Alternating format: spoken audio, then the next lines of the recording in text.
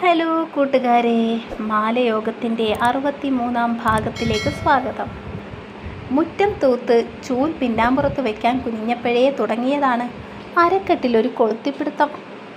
കവിത നേരെ അടുക്കളയിൽ ചെന്ന് ഒരു ഗ്ലാസ് വെള്ളമെടുത്ത് കുടിച്ചു. ആ പാതുകത്തിനരികിൽ ചാരി നിന്നു. എന്തു പറ്റി പെണ്ണേ, ഇങ്ങനെ കിതക്കുന്നു? വയ്യേ? മുഖവും വല്ലാതെ ഇരിക്കുന്നു. കേദാറിൻ്റെ കൈ പിടിച്ച് അങ്ങോട്ട് വന്ന മേഘ്ന അവളുടെ അരികിൽ വന്നു കൈത്തണ്ടയിൽ പിടിച്ചു. ഒന്നുമില്ല ചേച്ചി, പുറത്തെ വെയിലുകൊണ്ട് അകത്തേക്ക് കയറിയപ്പോൾ ഒരു തലകറക്കം പോലെ. ഇപ്പം ശരിയായി. അരവയറിൽ തോന്നുന്ന നേരിയ വേദന അവൾക്കിടയ്ക്കിടെ തോന്നാറുള്ളത് കൊണ്ട് തന്നെ അവൾ അത് മേഘനയോട് പറയാൻ മുതിർന്നതുമില്ല. ദിവസവും സുചിത്ര വന്ന അകവും പുറവും തൂത്ത് തുണികളും കഴുകി കൊടുക്കും. ബാക്കി പാചക കാര്യങ്ങൾ കവിതയും മേഘനയും ചേർന്ന് പങ്കിട്ട് ചെയ്യും.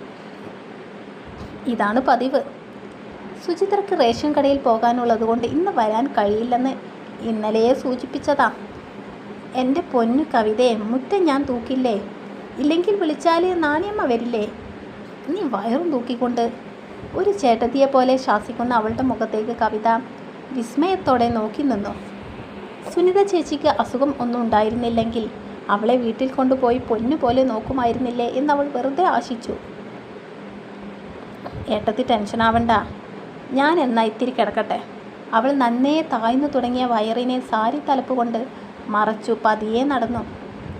കിടന്നതും അല്പം കഴിഞ്ഞതും അവളൊന്ന് മയങ്ങിപ്പോയി.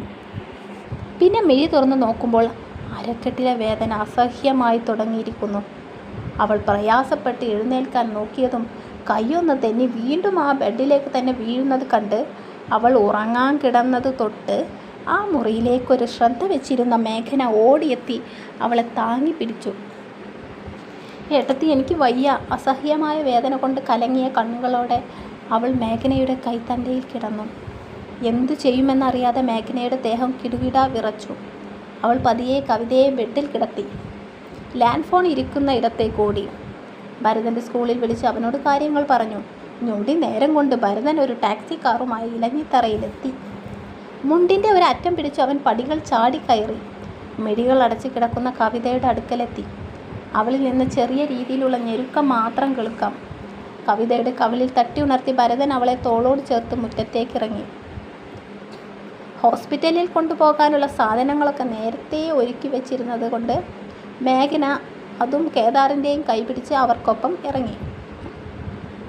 നാണിയമ്മ പറഞ്ഞ വിവരം കേട്ട് നെഞ്ചത്ത് കൈവച്ച് പിന്നാമ്പുറത്തെ പാലം കടന്നു വരുന്ന സുചിത്രയെ കണ്ടെങ്കിലും മൂവരും കാറിൽ കയറിയിരുന്നു. കേദാറിനെയും കൊണ്ട് ഹോസ്പിറ്റലിൽ വന്ന ഏട്ടത്തിക്ക് പ്രയാസമാകും. ഏട്ടൻ വന്നിട്ട് രണ്ടാളും കൂടെ ഹോസ്പിറ്റലിലേക്ക് വന്നാൽ മതി. ഞങ്ങൾക്ക് അമ്മയുണ്ടല്ലോ കൂട്ടിനെ. കാറിൽ ഇരുന്ന് ഭരതൻ പറഞ്ഞപ്പോൾ മേഘനയും അത് ശരിവെച്ചു. അവൾ കാറിൽ നിന്നിറങ്ങി സുചിത്രയെ ആ സ്ഥാനത്തിരുത്തി. കവിതയെ നെഞ്ചോട് ചേർത്ത് ഭരതൻ ഇരുന്നു. കാർ വേഗത്തിൽ നീങ്ങി. ഇങ്ങനെ ഒരു ദിവസം മുന്നിൽ കണ്ടുകൊണ്ട് ഭരതൻ തന്നെ മുന്നിട്ടിറങ്ങി പണിക്കാരെ വെച്ച് ഇലഞ്ഞിത്തറയിലേക്ക് റോഡ് വെട്ടിയുണ്ടാക്കിയിരുന്നു. ഇലഞ്ഞിത്തറയിലേക്ക് റോഡില്ലാതിരുന്ന സമയത്ത് കേദാറിനെ പ്രസവിക്കാൻ പോയത് ഒരു നിമിഷം മേഘനയുടെ കണ്ണിൽ തെളിഞ്ഞു. ടാക്സിക്കാർ ഹോസ്പിറ്റലിൽ എത്തിയതും ഭരതൻ ഇറങ്ങി അവളെ പിടിച്ചിറക്കി. മുന്നിൽ കണ്ട വീൽ ചെയറിലേക്ക് ഇരുത്തി വേഗത്തിൽ അത് തള്ളിക്കൊണ്ടുപോയി. അതോടെ മുന്നോട്ട് വന്ന നഴ്സുമാർ ഭരതൻ്റെ കയ്യിൽ നിന്ന് ആ വീൽ ചെയർ വാങ്ങി അവളെ ലേബർ റൂമിലേക്ക് കൊണ്ടുപോയി. ലേബർ റൂമിൻ്റെ വാതിലെത്താൻ നേരം തന്നെ തിരിഞ്ഞു നോക്കുന്ന തൻ്റെ പ്രിയതമയുടെ മുഖം കാണാൻ കഴിയാതെ അവൻ്റെ കണ്ണുനീർ കൊണ്ട് കാഴ്ച മറച്ചിരുന്നു. പ്രതീക്ഷയോടെ നെഞ്ചിലെ ആദിയുടെ തിരിനാളത്തെ ഊതിക്കെടുത്തി ഭരതൻ ഭിത്തിയിലേക്ക് ചാരി നിന്നു. നെഞ്ചിൽ ഇരു കൈകളും അമർത്തി സുചിത്ര മീ അടച്ചു നിന്നു. ഡോക്ടർ കവിത മുഖത്ത് ഇളം നീല മാസ്കും വെള്ള കോട്ടും ധരിച്ച് കവിതയുടെ കൺസൾട്ടിംഗ് ഡോക്ടർ ലേബർ റൂമിലേക്ക് പ്രവേശിക്കാൻ നിന്നതും ഭരതൻ ഓടിയെത്തി. നിങ്ങൾ അവിടെ ഇരുന്നോളൂ, ഞാനൊന്ന് നോക്കട്ടെ, പേടിക്കാനൊന്നുമില്ല. അവർ ഭരതൻ്റെ തോളിലൊന്ന് തട്ടി. ഏറെ നേരം കാത്തു നിന്നിട്ടും കവിതയുടെ വിവരങ്ങളൊന്നും അറിയാതെയായി വന്നപ്പോൾ ഭരതൻ പുറത്തുനിന്ന് ഞെരിപിരി കൊള്ളാൻ തുടങ്ങി. അവർക്ക് മുമ്പേ വന്നവരൊക്കെ പ്രസവിച്ച് കുഞ്ഞിനെ വാങ്ങുന്നത് കണ്ടതോടെ ഭരതൻ ഭയത്തോടെ മുഖത്ത് വന്ന വിയർപ്പ് തുള്ളികൾ തുടച്ചു. ആ സമയത്തിനകം കൃഷ്ണനുണ്ണിയും മേഘനയും അവിടെ എത്തിയിരുന്നു. മുഖത്തെ മാസ്ക് മാറ്റി ഡോക്ടർ പുറത്തേക്ക് വന്നതും ഭരതൻ്റെയും കൂടി നിൽക്കുന്നവരുടെയും മിഴികൾ വിടർന്നു. എന്നാ വിവർണമായ മുഖത്തോടെ എന്തോ പറയാൻ ഊന്നി വരുന്ന അവരുടെ മുഖം കണ്ടതും ആശങ്കയേറി. മിസ്റ്റർ ഭരതൻ, കവിതയ്ക്ക് നല്ല ലേബർ പെയിൻ ഉണ്ട്. എന്നാൽ ഗർഭപാത്രത്തിൽ കിടക്കുന്ന കുഞ്ഞിൻ്റെ ഭാരക്കൂടുതൽ കാരണം ആ കുഞ്ഞ് അമ്മയുടെ ഇടുപ്പല്ലിലൂടെ പുറത്തേക്ക് വരാൻ സാധ്യതയില്ല. ഇത്തരം സാഹചര്യങ്ങളിൽ എമർജൻസി സിസേറിയനാണ് നിർദ്ദേശിക്കാറുള്ളത്. അതുകൊണ്ട് ഉടനെ കുഞ്ഞിനെ സിസേറിയൻ വഴി പുറത്തെടുക്കണം. ഡോക്ടറുടെ വാക്കുകൾ ചെവിയിൽ ഈയം ഒഴിക്കുന്ന വേദനയോടെയാണ് ഭരതൻ കേട്ടത്. അതോ മുഴുവൻ കേട്ടില്ലയോ? വിതുമ്പി കരയുന്ന കവിതയുടെ മുഖം അവൻ്റെ മനസ്സിൽ തെളിഞ്ഞു. ആ സങ്കീർണമായ നിമിഷങ്ങൾ എങ്ങനെ കടന്നു പോകുമെന്നറിയാതെ അവൻ്റെ നിയന്ത്രണം വിട്ടുപോയി. എന്താ ഭരത അവർ പറഞ്ഞിട്ട് പോയത്? നടുങ്ങി നിൽക്കുന്നവനെ പിടിച്ചു കുലുക്കി കൃഷ്ണനുണ്ണി. കവിതയ്ക്ക് ഓപ്പറേഷൻ വേണമെന്ന്. കുഞ്ഞിൻ്റെ അമിതഭാരം മൂലം നോർമൽ ഡെലിവറി സാധിക്കില്ലെന്ന്. മുടിയും മുഖവും തഴുകി ഭരതൻ മറ്റെന്തൊക്കെയോ ഓർത്തുകൊണ്ട് അവൻ്റെ വാക്കുകൾ കാതോർക്കുന്നവരെ നോക്കാതെ പറഞ്ഞൊപ്പിച്ചു. അടുത്ത് നിൽക്കുന്ന സുചിത്ര തേങ്ങലോടെ അവരെ നോക്കി. അയ്യോ, എൻ്റെ കുഞ്ഞിനെ കീറി മുറിക്കാൻ കൊടുക്കല്ലേ ചെറിയമ്പ്യാരെ. ഞാൻ പറയാം അവരോട്, അവൾക്ക് കഴിയും. ഒന്നുകൂടെ നോക്കാൻ പറയുക. സുചിത്ര തലയിൽ തല്ലി പറയുന്നത് മിടിനീർ തിളങ്ങുന്ന കണ്ണോടെ നോക്കി മേഘന. അധികം വൈകാതെ ഒരു പേപ്പറും പേനയും കൊണ്ട് നഴ്സ് അവൻ്റെ അടുത്തേക്ക് വന്നു. ഇതിലൊന്ന് ഒപ്പിടാമോ? ഇത് കഴിഞ്ഞിട്ട് വേണം ഓപ്പറേഷനുള്ള പ്രൊസീജിയേഴ്സ് തുടങ്ങാൻ. വിറക്കുന്ന കരങ്ങളോടെ ആ പേനയും പേപ്പറും വാങ്ങിയെങ്കിലും അവന് ഒപ്പിടാൻ കഴിഞ്ഞില്ല. എനിക്ക് ഡോക്ടറെ ഒന്ന് കാണണം. അവൻ നഴ്സിനെ നോക്കി കൈ കൂപ്പുന്ന പോലെ കെഞ്ചിയതും നെറ്റി ചുളിച്ച് നഴ്സ് അവനെ നോക്കി. മിസ്റ്റർ ഭരതൻ, നിങ്ങളൊരു അധ്യാപകനല്ലേ? ഞാൻ പറഞ്ഞ കോംപ്ലിക്കേഷൻസിൻ്റെ വ്യാപ്തി എത്രത്തോളമാണെന്ന് നിങ്ങൾക്ക് മനസ്സിലാകുന്നില്ലേ? സമയം വൈകുന്തോറും കുഞ്ഞിനും അമ്മയ്ക്കും ഒരുപോലെ ആപത്താണ്. ദയവായി ആ പേപ്പറിൽ ഒന്ന് ഒപ്പിട്ട് കൊടുക്കൂ. ഞങ്ങളുടെ ഡ്യൂട്ടി ചെയ്യാൻ അനുവദിക്കൂ. ഡോക്ടർ ഏതൊക്കെയോ പേപ്പറിൽ എഴുതി കുത്തുന്നതിനിടെ ഭരതിന് നേരെ ശകാരവർഷമെറിഞ്ഞു. വിറക്കുന്ന കരങ്ങളോടെ അവൻ ആ പേപ്പറിൽ ഒപ്പിടുമ്പോൾ സുചിത്ര ഉറക്കെ നിലവിളിച്ച് എന്തൊക്കെയോ പറഞ്ഞ് കരയുന്നുണ്ടായിരുന്നു.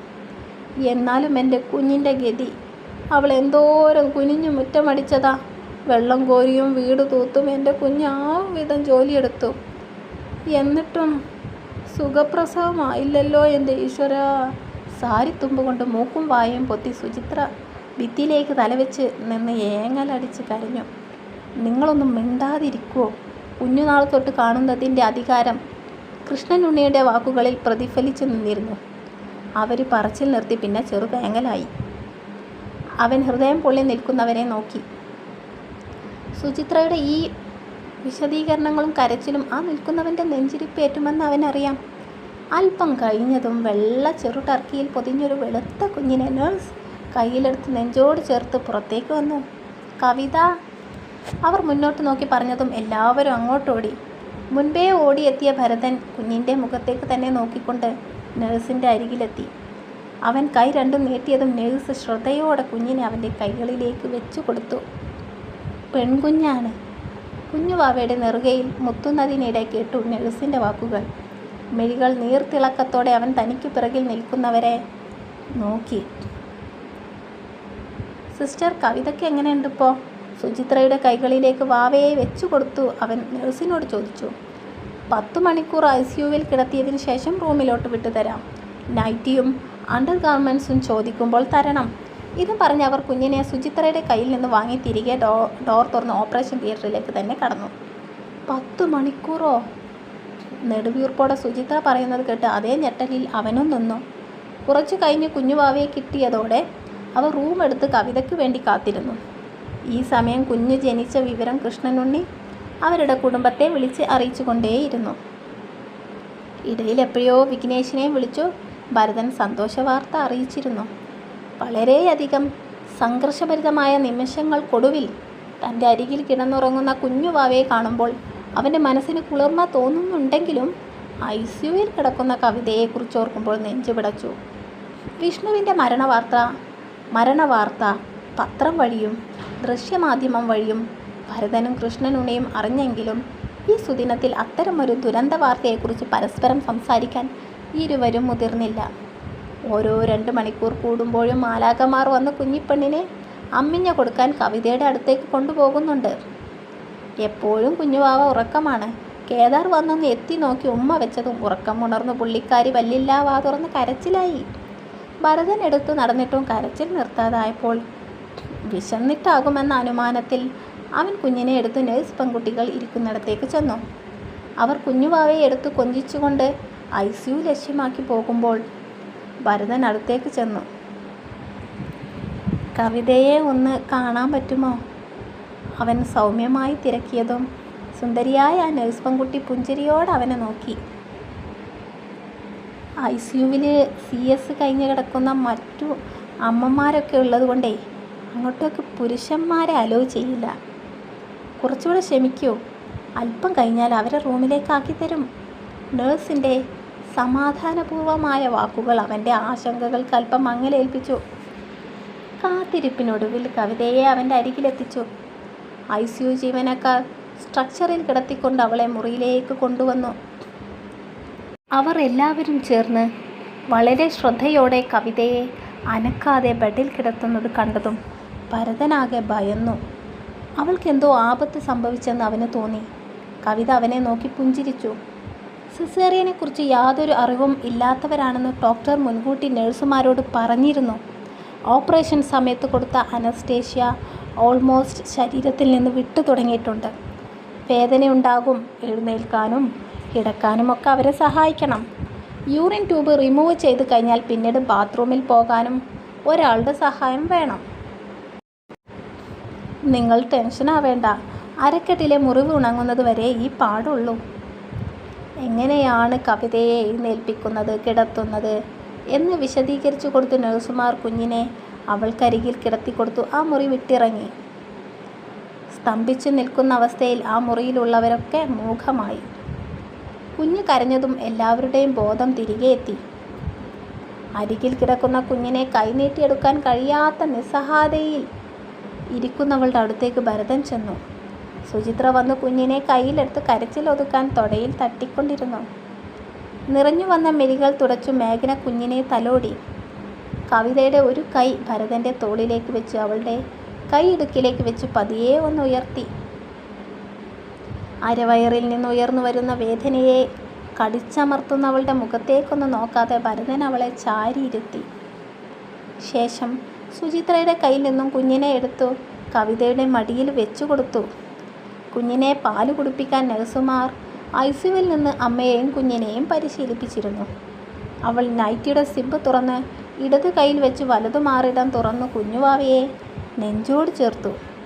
ചാഞ്ഞിരിക്കുന്നവൾക്ക് ബാക്ക് സപ്പോർട്ടായി ഭരതൻ ഇരുന്നതും അവൾക്ക് നോവിനൊരു ആശ്വാസം തോന്നി. അവൻ പതിയെ അവളുടെ നെറുകയിൽ തലോടിയപ്പോൾ കഴിക്കാൻ എന്തെങ്കിലും വാങ്ങിയിട്ട് വരാമെന്നൊരു കാരണവും പറഞ്ഞ് മേഘനയും സുചിത്രയും മുറിയിൽ നിന്നും പോയി പുറത്തുനിന്ന് വാതിലടച്ചു. ഭരതൻ അവളുടെ കവിളിൽ അവൻ്റെ കവിൾ വെച്ചുരച്ച് എന്തോ ഓർത്തെന്ന പോലെ ഇരുന്നു. ഭരതേട്ടാ, മുഖം മുകളിലേക്ക് ഉയർത്തി പിറകിൽ ആദ്യ കയറി ഇരിക്കുന്നവനെ അവൾ മൃദുലമായി വിളിച്ചു. ഒന്ന് മൂളാൻ മാത്രമേ അവൻ കഴിഞ്ഞുള്ളൂ. പേടിച്ചു പോയോ? ആ മൂളലിൽ ഒരു ഇടർച്ചയുണ്ടായിരുന്നു. കുന്നിമണി ഗ്രാമത്തിലെ തെമ്മാടിക്കൂട്ടങ്ങളുടെ ഉറക്കം കെടുത്തുന്ന ധീരനായ ഭരതൻ നമ്പ്യാർക്ക് പേടിയോ? ബേശായി, അവൾ ചിരിയോടെ പറഞ്ഞതും ഭരതൻ അവളെ അതിശയോക്തിയോടെ നോക്കി. തുടരും. ഇത് പണ്ടുള്ളൊരു കഥയാണല്ലോ. പിന്നെ ഒരു കുഞ്ഞു ഗ്രാമവുമാണ്. അപ്പോൾ ആ ഒരു നാട്ടിൽ സിസേറിയൻ എന്നൊക്കെ പറയുമ്പോൾ വളരെ ഷോക്കാണ്. അപ്പം നമുക്കത് നോർമലൈസ് ആണെങ്കിലും അന്നൊക്കെ അത് ഭയങ്കര ടെൻഷനല്ലേ. അതാണ് കഥയിൽ ഞാൻ അങ്ങനെ കാണിക്കുന്നത് കേട്ടോ. ഇതുപോലെ അനുഭവങ്ങൾ ഉണ്ടായവരുണ്ടെങ്കിൽ കമൻറ്റിൽ പറഞ്ഞാട്ടെ, ഞാനതൊക്കെ ഒന്ന് വായിക്കാം കേട്ടോ. അപ്പോൾ അടുത്ത പാർട്ടുമായിട്ട് വരാം. കഥ ഇഷ്ടമാവുന്നുണ്ടല്ലോ അല്ലേ? ക്ലൈമാക്സിലേക്ക് കടക്കാൻ കുറച്ചും കൂടിയുണ്ട്. അപ്പോൾ എല്ലാവർക്കും നന്ദി.